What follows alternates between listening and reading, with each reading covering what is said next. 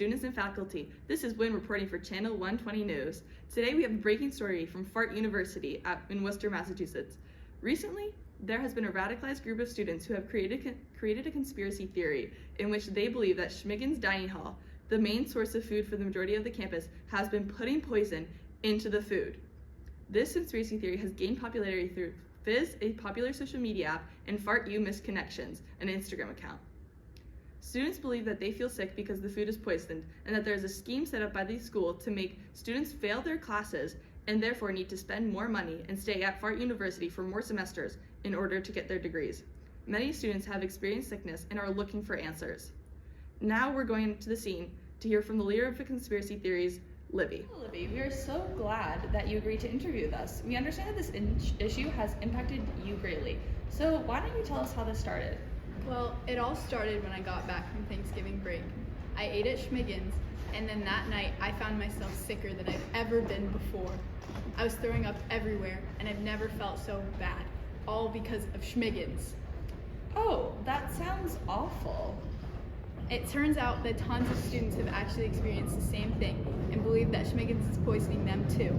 The food tastes terrible and it's always unappealing. It's a perfect way to distract us from their true plot, poisoning us slowly and steadily.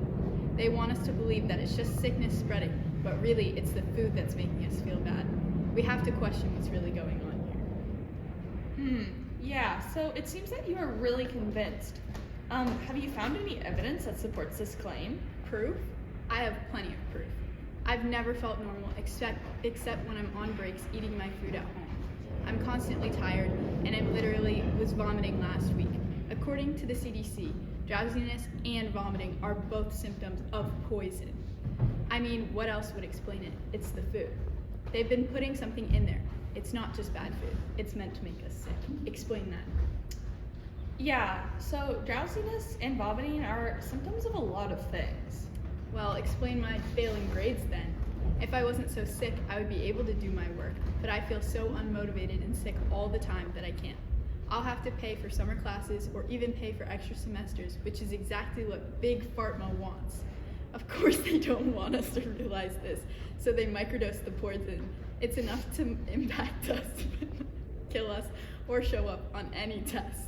They're playing the long game to try to suck as much life and money out of us as possible.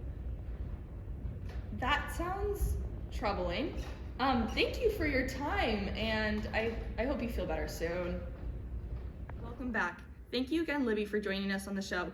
Conspiracy theories don't only affect the people who believe them, but their friends and family.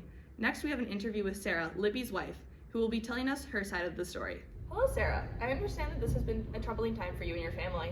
I'm so glad that you agreed to be on the show. So why don't we begin with how this first started? Yes, thank you. Libby's beliefs have been getting out of hand lately. It all started when Libby came home one day saying how her stomach hurt. She was sick for a couple days, must have had some kind of stomach bug. I didn't think anything of it. She recovered physically after some rest, but she hasn't been the same since.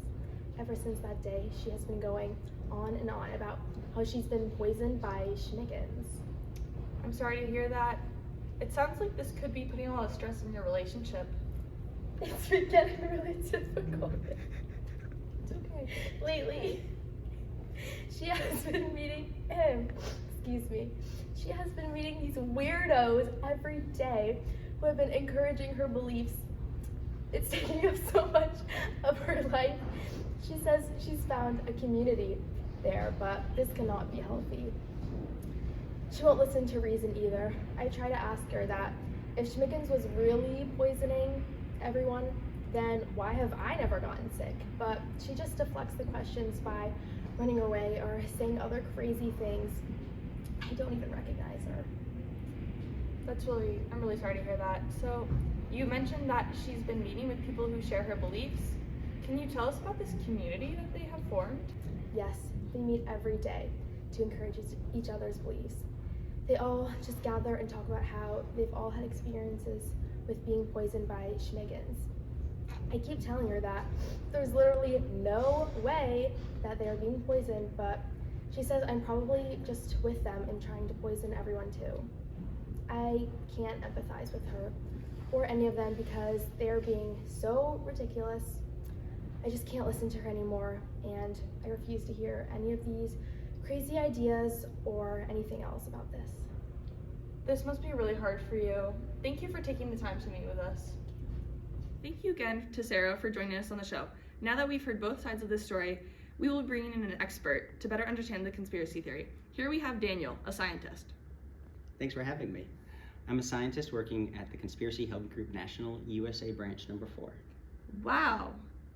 Now, why don't you tell us, why are there so many students believing in this crazy conspiracy theory when it's clearly wrong? Well, people may start to believe in a conspiracy to bring comfort to a part of their life. When looking at Libby, she seems to be failing a lot of classes and needs something to blame besides herself. While searching for this blame, she's discovered a community that can give her the answers and a sense of belonging that she's been lacking.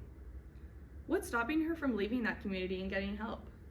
Well, if we listen to what she's saying, it's clear that her community has a very tight grasp on her.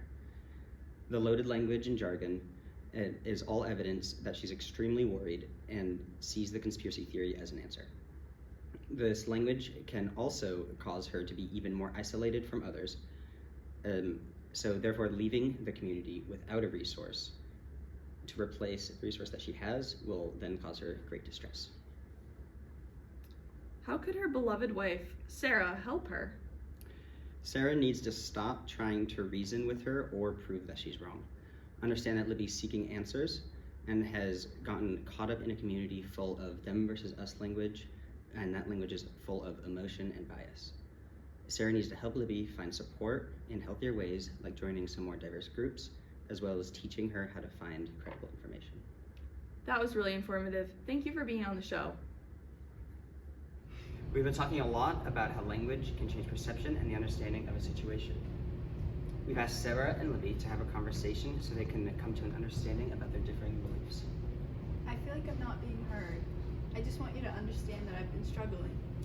I'm sorry I haven't been there for you. I understand that you have found a community from this, but I don't think this community is healthy. I just want to support you and be there for you. Maybe finding a community that you can both be a part of can be helpful. Exercise is very important. What if you both join the swim team? That would be lovely. Thank you for listening to me. I'm sorry for making assumptions that you are crazy rather than listening to you. I'm glad we were able to approach this problem in a new way. I feel a lot better now. Maybe Schmiggins isn't really poisoning us. I love you, and I think I'm ready to start our family. Yes, I love you too. I've always wanted a baby. We aren't vaccinating it though. Haven't you heard those cause autism? What? Cut. Thank you for tuning into this breaking news segment. This is Wynne from Channel 120 News. Stay informed and look out for your loved ones. And now, on to the weather.